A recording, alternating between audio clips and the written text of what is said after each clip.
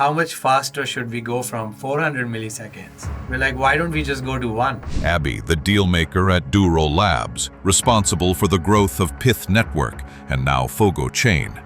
With a proven track record in both TradFi and DeFi, In crypto, we never sleep. Those are 24/7 markets. he's helped scale Pith to 126 plus data providers and price feeds across 100 plus blockchains. Now he's leading business development with one mission: My job is more to make sure I'm in touch with all the trends. to find the best of the best and get them building exclusively on Fogo. But if you want to survive long in this industry, which never sleeps, you have to. If you're new here, welcome to Fogi's Hub. Fogi's Hub is your go-to resource for learning everything about Fogo Chain for the community, by the community, with new content every week. We are independent from the core Fogo team, and we're here to educate, inform, and connect. Whether you're just getting started or exploring deeper, Fogi's Hub is your trusted gateway to the Fogo Chain ecosystem, and our mission is simple: build the best education hub. Abby, good to have you here. Welcome to the podcast. Pleasure to be here. Thank you so much, Sam. Pleasure. So it sounds like you're very well traveled. Where have you been? Where have you lived? Well, interesting. So I'm born and raised in India, but right out of university, I got a job in Dubai. So I moved to Dubai. That was back in 2011. I ended up spending a decade there working for different bulge bracket banks. And then when COVID hit, I decided, okay, I need to do a temp check of where I want to be in life, what I want to do. Ended up moving to Hong Kong for BitMEX. Most people might have heard of that. Pretty popular exchange back in the day. So I did that for a while, and then I met my wife there in Hong Kong. And then, I started looking for a different challenge, because what I realized was I left banking to do something different, do something, very different. I wanted more risk in my life. Working for an exchange was not that. It wasn't exciting enough. And that's when I discovered Pith. And with Pith, Mike, who's the CEO and co-founder of Pith, asked me to move to Porto. So after Hong Kong, I moved to Porto, and here I am. So yeah, I've traveled around quite a bit. Yeah. Very different cities as well. Very different. What was when you first got to Portugal, like a bit of a culture shock for you? A lot. It's so different. After Dubai, Hong Kong was very different. Dubai is somewhere in the middle, where it's a large city, very dynamic, but there's a lot of space. It's spread out. Then you go to Hong Kong, it's super compressed. People have no time for each other. I enjoyed that, actually. I still do. It's a very lively city. I loved it. And then I come to Porto, and it was a complete opposite culture where, you have to get used to people being nice to you. It's very different. Like, people expect you to be nice to them as well. Like, they expect you to be patient. Yeah. Things will happen, but they just need 5 more minutes, right? So in Hong Kong, nobody has time. So it's definitely very different cities and a big culture shock for sure. Yeah, I moved from Australia to Portugal. And Australia's a friendly place, but it's obviously friendly and more laid back and a bit of a culture shock. We're in Australia. In Queensland, for the most Okay. part. So kind of more laid back. But you still don't have time for things. I found like coming here, I was working a lot, but still like playing paddle and having a lot of fun and always, having a drink afterwards with the people, the Portuguese that I'll be playing paddle with, and always just trying to be more slower and patient. But I'm still, at my core, I'm like, to the point. Yeah, exactly. It's a constant struggle. That's it, exactly. But I love it here. It is a really special place. That's a lovely city. Yeah. So in crypto, people are mostly about, it's almost like a don't sleep kind of mantra, which somewhat died off this last few years. But it's all about speed, 24/7 markets, hustle. But you have a bit of a different take on this. You've got a different system that works well for you. Yeah, so I think, as you mentioned, like in crypto, we never sleep. Those are 24/7 markets. It's very easy for people to lose themselves in the hustle and the grind. So the way I do it is like I'm working hard most of the time, and then I take some time off to completely de-stress or disconnect, which is where, I'll go out in the sun, I'll go play paddle with, no access to my phone, or I'll go, go on a boat. Just disconnect, because sometimes the best ideas come to you not when you're actively thinking or, stressing about the topic.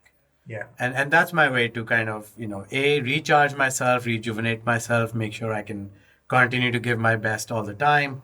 But also sometimes just to, think about solutions to the problems we have without being in a stressed frame of mind. Right? It really helps me. It works for me. Keeps me going. Keeps me motivated. So, yeah. So be it the beach, or be it Netflix sometimes. It can be anything, but it has to be totally not related to crypto, not related to my phone, which is a disaster sometimes. So you've managed to do away with the addiction to your phone. You can be like addicted for these hours, and you're like, all right, cool. I have to force myself. It's not easy, but I force myself. Yes. And Porto's in northern Portugal. You're close to mountains. You go hiking, or Yeah, I love hiking, and I actually discovered that about myself when I was in Hong Kong. Hong Kong surrounded by mountains, and hiking's a big part of life there. So I picked it up when I was there, and I've continued to do that when I'm here. So, we drive up into the interiors of the country, and then we go hiking. We find small little villages. It's actually pretty lovely. Yeah. nice. It's a far more of a balance. Maybe you've got a good balance. You've got like you use all the energy in your batteries, and then you're like, all right, cool, recharge them. That's when a the good rest way of to the put world it. in crypto tends to be like, all right, cool, run out of battery, give me a caffeine boost, try again. Yeah, well, if you want to survive long in this industry, which never sleeps, you have to, I think, find your own way and find the system which works for you. So this works for me and it keeps me going, and that's why I've been here like for 4 years, and I'm not slowing down. So it's working for me so far. The anti-burnout regime, essentially. I guess so. Yeah, that's a good way to put it. I like I that. think I need to take some lessons from it. Not that I have burnout, but I could always do with a bit more movement. But So tell us a little bit more about your past work experience. The first part was banking, yeah. and then what did you do at BitMEX? Yeah, so BitMEX, I was in the product team. We worked on onboarding Tether as a margin currency onto the platform, and then worked on a product called BitMEX Earn, which was very similar to what other exchanges had at the time. But it wasn't, as I said, like working at an exchange is very different. Right. And BitMEX is a very well-run exchange, but a well-run exchange is by definition supposed to be a risk-averse exchange. Okay. Right. So I wanted a bit more challenge in my life, right? Especially after spending a decade in banking.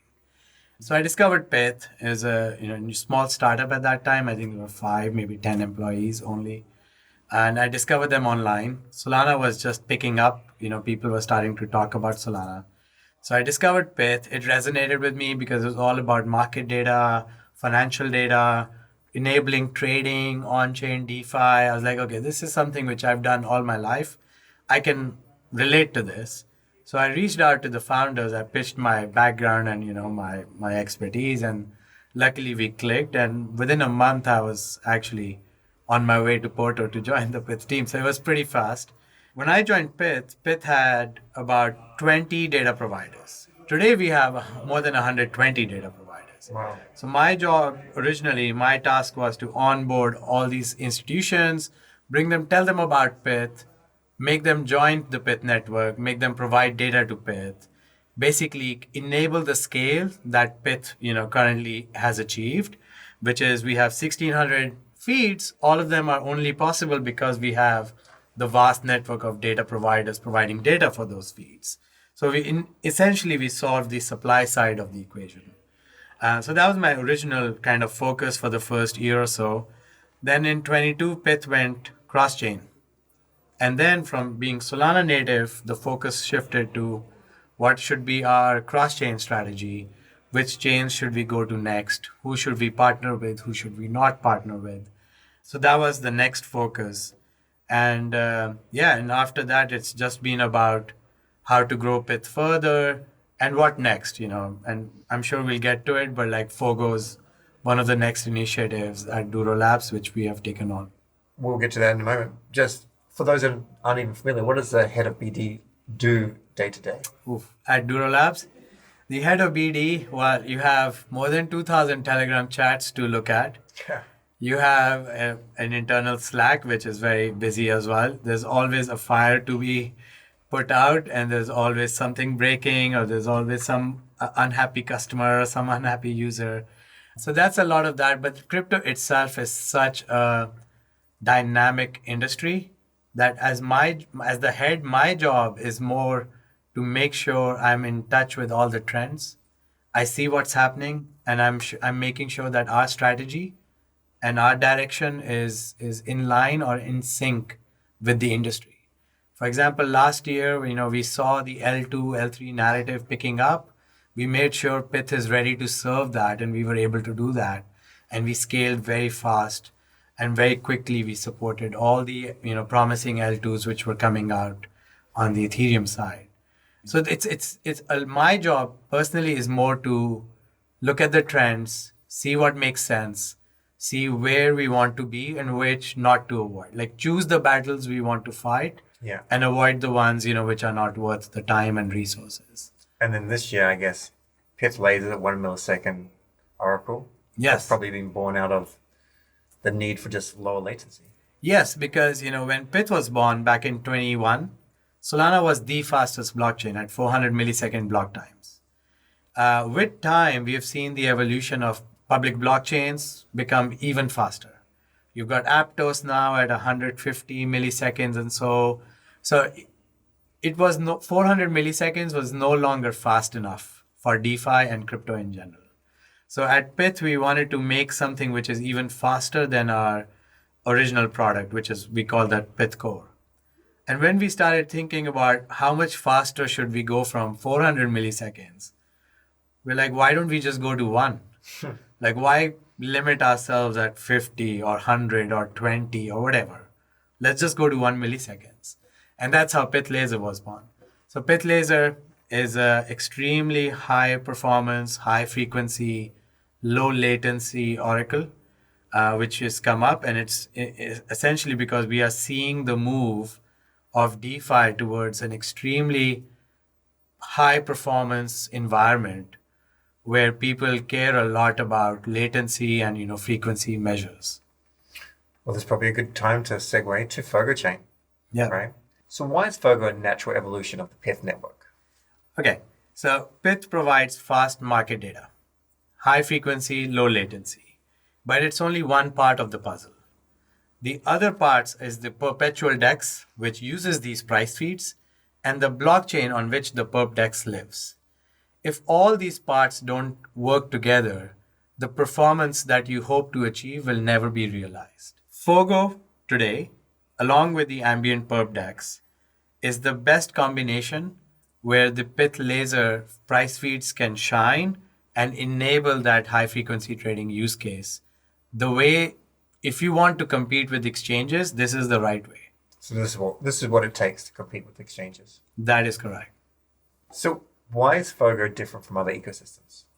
Very interesting question. So Fogo has a very opinionated approach on how to, again, I'm going to use the word I've used before, but how to create the optimum trading experience. What they've done is, first and foremost, they've taken all the validators, made them co-load next to each other in a single hub. Now, this by itself is not innovative because Hyperliquid's done that. And essentially, any layer 2 is just a single validator in a single data center. Moreover, what Fogo has done is they have created this multi-local consensus model where there are hubs distributed globally. At one time, this consensus is taking place in a single hub. So consensus does not suffer with latency issues because that hub is extremely performant and low latent. But there are other hubs which act as fallback and redundancy measures in case any single hub is to go down, right? So there is diversification and redundancy in the system, but not at the cost of performance. Right. And secondly, Fogo takes a follow the sun approach, which is very common in the TradFi markets, not very well known in the crypto markets as such. But the follow the sun model is when Asian markets are alive, the Asian hubs are active, consensus takes place in Asia. This means as an ecosystem, you're nearest to the user base, which is awake and active and trading. Then as Europe comes alive, consensus moves over to Europe. Again, you're minimizing latency between the user and your system and consensus. Then you migrate to the US as US wakes up. Again, you're having consensus in a localized environment, solving for performance and latency, while not sacrificing decentralization or redundancy. This for me is an extremely unique approach, very different from others.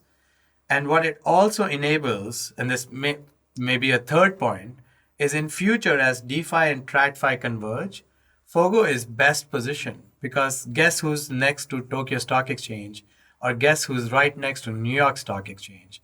It is Fogo.